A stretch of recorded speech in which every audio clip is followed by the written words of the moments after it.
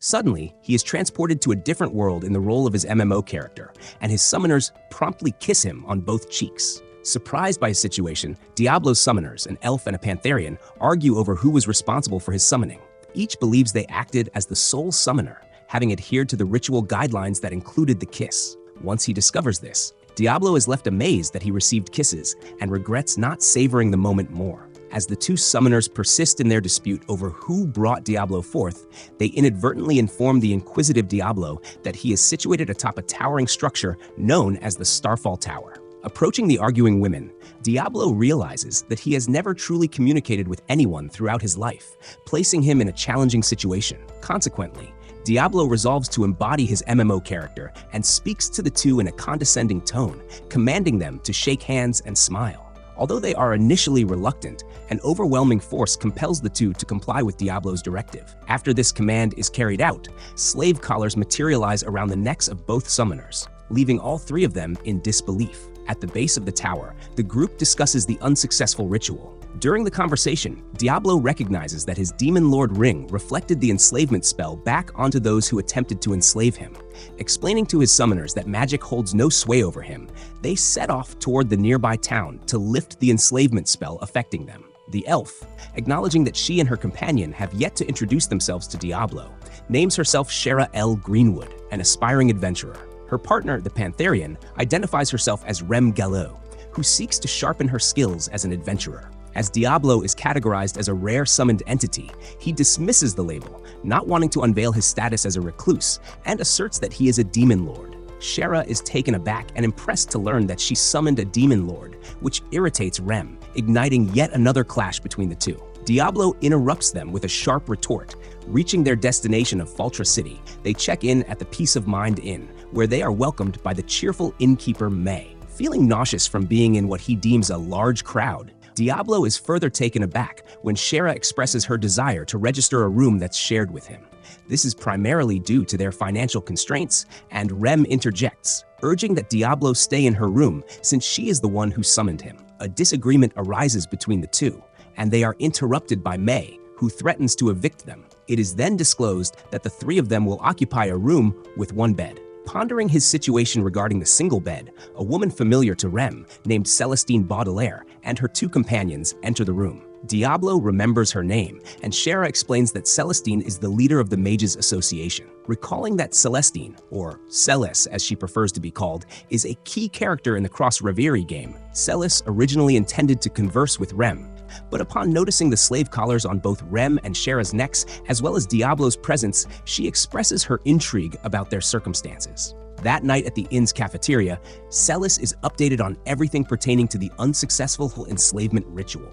She's also informed that Diablo cannot undo the enslavement placed upon them. After Celis realizes she will need to start her research from scratch to find a way to remove the slave collars around Shara and Rem's necks, Diablo questions her assertively about her intentions with them, which provokes a reprimand from one of her followers named Gallic. Although Diablo feels intimidated by Gallic internally, he responds with a menacing retort, which annoys Gallic and earns him a reprimand from Celis as well. The conversation then shifts briefly to Celis and Rem, who declines the offer of additional bodyguards despite Celis's good intentions. With that matter settled, Celis's group departs for the evening, and Diablo inquires of Rem about her association with Celis. Rem declines to discuss it, leading Diablo to have a realization that Rem's secret is tied to a crucial main story event, which should be learned in advance to prevent a disaster. Seizing Rem and hoisting her onto his shoulder, Diablo takes her back to their room to torture her. Back in their room, Diablo torments Rem in a playful and innocent way until she ultimately admits her secret to him. Rem discloses that she has the Demon Lord Krebsholm sealed inside her body, and Diablo remembers the Demon Lord as the most formidable boss in the game, indicating that she desires to free and eradicate Krebsholm's soul from her body. Diablo then explains that doing so would result in Rem's death in the process. Moreover, he infers that Rem's relationship with Celis is linked to this ambition of hers, and that Celis is the only one aware of Rem's situation. The sealing of the Demon Lord is also hereditary, since Rem's mother had Krebsholm sealed within her body before passing away. Fully conscious of Rem's situation, Diablo pledges to assist Rem, which makes her emotional, as Diablo promises not to abandon her due to her condition. Afterward, Diablo embarks on a trip around the town while pondering how he has accomplished everything all by himself due to his nature. Eventually, he is approached by Gallo and his colleagues from the Mages Association. This results in a confrontation between Diablo and Gallo, who summons a level 30 salamander. While Gallo brags and threatens Diablo regarding his summon, Diablo observes that although it is impressive, its level is far too weak. The salamander then releases a burst of fire at Diablo, who emerges from it unharmed. In a state of panic, Gallo commands his summon to incinerate Diablo, and the salamander unleashes a massive flamethrower-like attack from its mouth. However, that attack continues to have no effect on the level 150 Diablo. Equipping his wand, Diablo then casts Explosion, which obliterates the salamander. Approaching the bewildered Gallo, who demands to know who Diablo is, Diablo responds that he is a Diablo, a demon lord from another world. Awakening in the Peace of Mind Inn, Diablo comes to the realization that his experiences from the day before were not merely a dream. Diablo then finds himself in an uncomfortable position in bed with the two women. Later that day, while strolling through the streets, Diablo observes the various races that inhabit the world. He notes that in the area they are walking, no humans can be seen, to which Rem responds that the district they are in is exclusively for demi-humans, and then inquires if levels serve as the primary measure of strength in this world. Shara affirms this, but admits she has not yet discovered her level, while Rem asserts that she is a level 40 summoner. The place they are currently headed to, the Adventurers Guild, should be capable of revealing Shara's level once she registers there. At the Adventurers Guild, a confrontation between two beastmen unfolds, and the overall environment makes Diablo anxious. Without wasting any time, the trio makes their way to the second floor to register as adventurers. Since he cannot read, Diablo has Shara complete his registration, stating that he detests tedious and insignificant tasks, while Shara relishes the idea as it strengthens her position as his true master. However, the situation becomes more complex when a blood seal is required as the final step. Although feeling nervous about this, Diablo maintains a brave demeanor and, as he sees it, makes a slight cut on his thumb. Conversely, his small cut ends up being deeper than he had expected. Next, the group stands in front of a mirror that evaluates their levels. Shara discovers she is level 30, much to her disappointment, and then Diablo steps up, prompting a chaotic reaction from the mirror. This outburst draws the attention of the guild master Sylvie, who invites the trio into her office. Inside the office, Sylvie explains that due to Diablo's high level, there are no available job requests for him. However, Diablo expresses his willingness to work simply for the rewards. Consequently, Sylvie assigns the group the task of subjugating a madara snake in the man-eating woods. On their way to the woods, the group discusses the job they've been assigned and the belief that its requester was Celis from the Mages Association. The conversation then shifts to Diablo suggesting they should have utilized a teleport spell or item to reach their location, although he notes that no such options exist. Finally arriving at the man-eating woods, Diablo observes the grim appearance of the woods in comparison to the game. Just at that moment, Shara explains that they are encircled, prompting Diablo to cast Burst Rain, igniting a portion of the woods and forcing the ambushers to reveal themselves. The ambushers turned out to be elves, one of whom Shara recognized as Celsior, who asserts he is there to save her. Celsior aims his bow and arrow at Diablo, while insisting he free Shara, the princess of the Kingdom of Greenwood. Asking why the elves would request assistance at the Adventurers Guild through the Mages Association. This leads Diablo to deduce that only one individual could have arranged this situation. Shara expresses her feelings, stating she does not wish to marry her brother and have his child. A back-and-forth argument ensues between Shara and Celsior, prompting Diablo to retaliate against the elves, who shoot a volley of arrows at him, but they prove ineffective. Celsior then employs what is known as a Tempest Arrow and directs it at Diablo, but that too fails to affect him. Unimpressed by the elves' antics, Diablo casts Freesia, freezing the surrounding area in ice. Suddenly, Gallo appears and admonishes the elves, only to be scolded by Diablo and chastised by Rem. Upset, Gallo flees the situation, and Shara commands the elves to tell her brother that she will never return home. With their business concluded at that location, they head back to the inn. That evening in their room at the inn, Shara and Diablo share a heartfelt conversation that is interrupted by an angry Rem. Diablo and the group gather in Sylvie's office, where she assigns them a special task that was specifically commissioned for Diablo. The request was submitted by Celis and is thought to be connected to one of her subordinates' recent misconduct towards the group. Rem expresses her reluctance to accept it because she owes a debt to Celis, but Diablo remains adamant that he will go with or without Rem. Once this is resolved, Shara reads the quest details, which involve a straightforward delivery assignment, requiring them to deliver refreshments to the Bridge of Ulug. Just as Diablo and the others are about to depart from the Adventurers Guild, a man called Emil halts them and confronts Diablo. With an air of arrogance, Emil introduces himself as a superhuman level 50 warrior and challenges Diablo to a duel. While Diablo finds Emil's personality impressive, he assumes his game persona and mocks Emil. In response, Emil proclaims his love for all women and declares that he will rescue the enslaved Rem and Shera from Diablo. Without wasting any time, Emil employs the sword ability, Sword Smite, against Diablo, but he counters the strike with his wand. For his following move, Emil attempts another sword skill known as Alp's Fall, but Diablo knocks him out before he can execute it. Reflecting on the differences in skill levels of individuals in the world compared to the original game, getting back up, Emil attempts to assault Diablo again, only to be halted by Rem and Shera, who explain their circumstances to him. Now aware of the entire situation, Emil laughs it off and apologizes for his previous conduct. He reintroduces himself, stating that if they ever require assistance, they should not hesitate to reach out to him.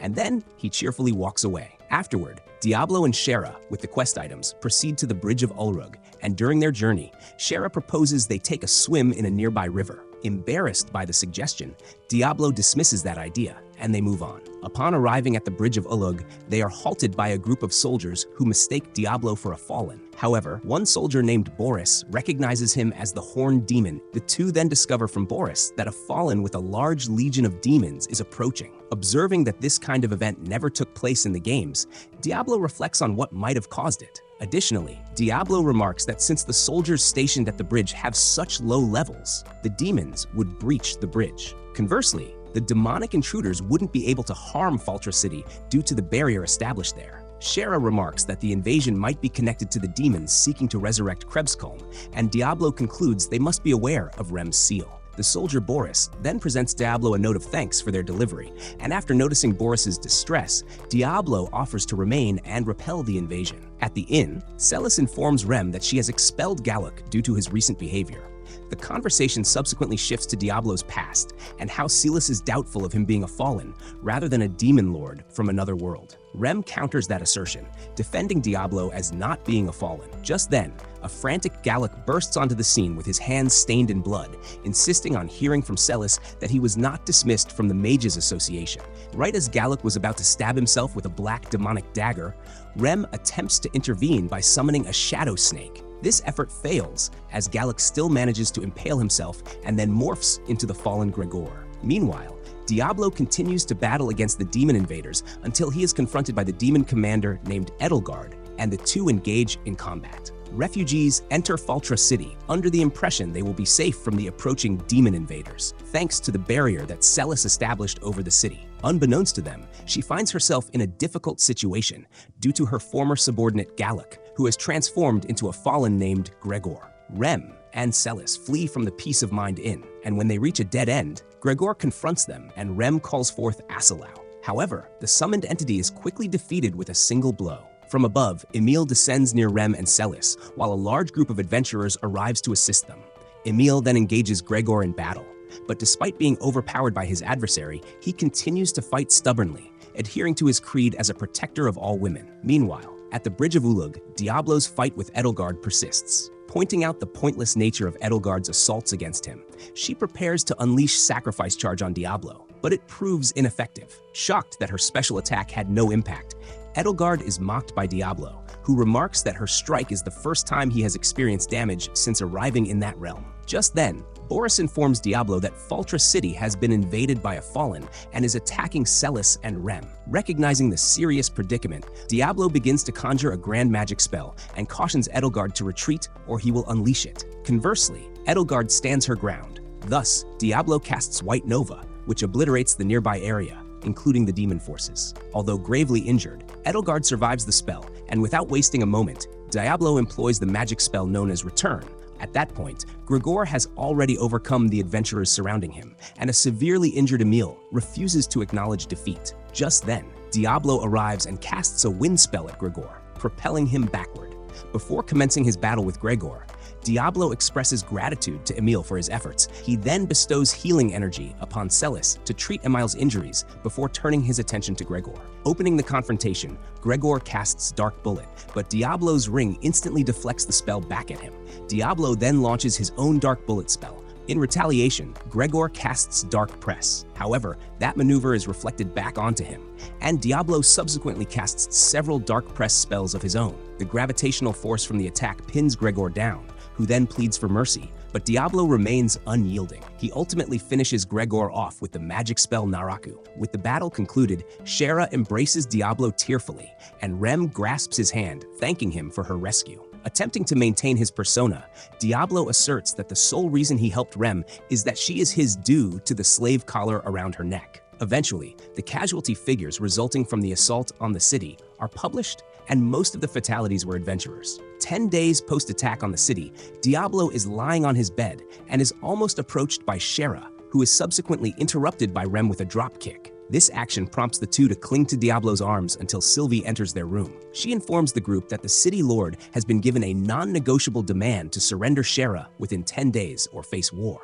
Therefore, the city lord and Sylvie urge Diablo to avert the conflict from happening. Shocked that the Kingdom of Greenwood is going to declare war over her, Shera learns from Sylvie that it's the truth. She then inquires of Diablo if he will accept the mission given by her and the city lord to avert the conflict. Internally, Diablo feels compelled to refuse the task due to the nature of the mission. Sylvie then explains that Shera's brother Kira has placed a significant bounty on Shera's head. Hearing this information shocks Diablo to such a degree that he becomes furious and resolves to accept the task and meet with the city lord. The trio is then guided by Sylvie to the Lord's manor, where she reveals what information she has regarding the Lord. Upon arriving at the manor, the group meets the Lord of the city, Chester Ray Galford. Sylvie manages to prompt Galford to introduce himself to the group, and subsequently, Shera and Rem also introduce themselves. Although unsettled, Diablo manages to introduce himself to Galford, thrilled that he successfully spoke without faltering.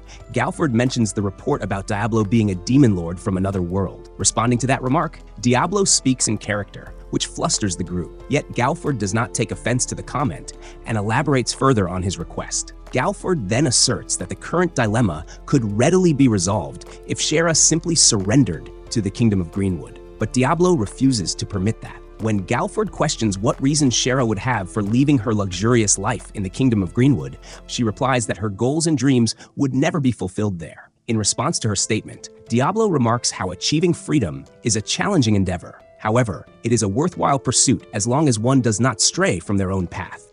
After those issues are addressed, Galford introduces an Imperial Knight from the capital, a woman named Alicia Christella. The Imperial Knight is introduced to everyone, and once she has gotten to know them all, Alicia presents Sylvie with a bag of money that was reparations from the capital. Alicia then shares a bonding moment with Shera, expressing her support for Shera's decision. Although Diablo feels envious of Alicia's ability to communicate, she states her admiration for Diablo for safeguarding the bridge of Ulug and Faltra City from the Fallen. Embarrassed by Alicia's praise, Diablo thanks her, but in character, back in the city streets, the group heads to a weaponsmith. Diablo's aim is to obtain a weapon that will make it easier for him to confront weaker foes. They proceed, and Diablo acquires a scythe for himself. Just as they are about to make their way to an apothecary to purchase potions, the group is suddenly attacked by bounty hunters who abduct Shera. Diablo, Alicia, and Emil, who shows up at the end, handle the situation. That afternoon, Emil reveals that he found out from the Adventurers Guild about the bounty on Shera placed by her brother. When questioned about his plans regarding the group of bounty hunters,